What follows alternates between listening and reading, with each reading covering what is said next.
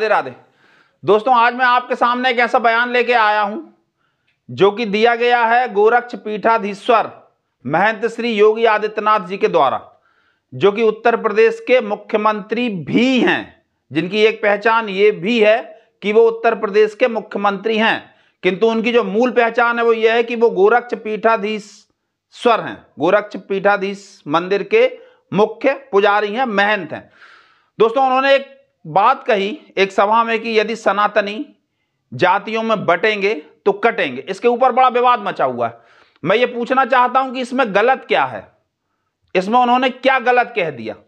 1947 के पहले पाकिस्तान और बांग्लादेश भारत के हिस्से थे, ये बात आप और हम सभी जानते हैं।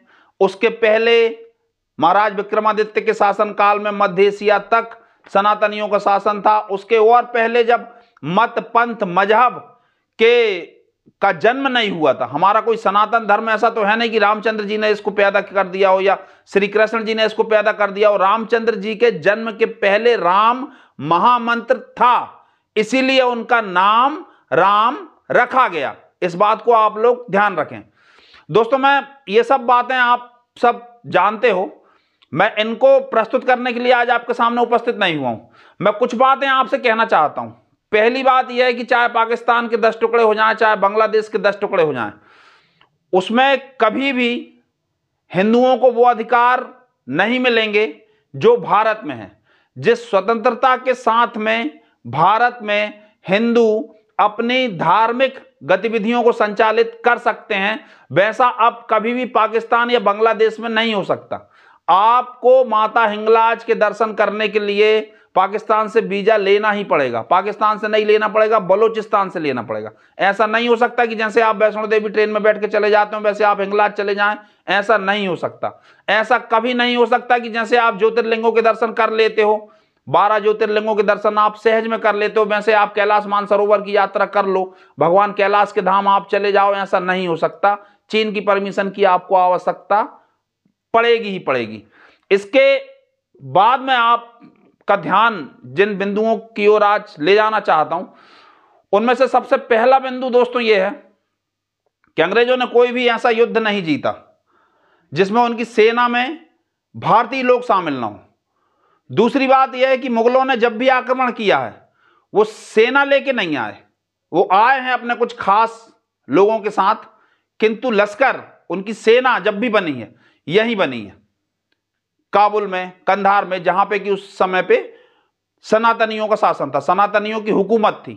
और आज क्या हो रहा है, आज भी वही हो रहा है, खटाखट खटाखट।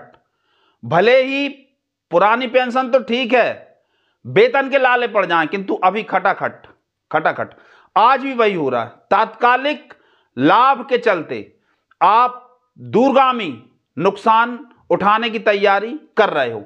यह मैं आपसे पहली बात कहने के लिए आया हूं। दूसरी बात मैं ये कहने के लिए आया हूं कि एक निर्णय आया है कि बुलडोजर का एक्शन नहीं होना चाहिए। किसी आरोपी के ऊपर आप बुलडोजर नहीं चलाएंगे और यदि वो दोष सिद्ध भी हो गया तो आप उसके ऊपर बुलडोजर का एक्शन नहीं कर सकते।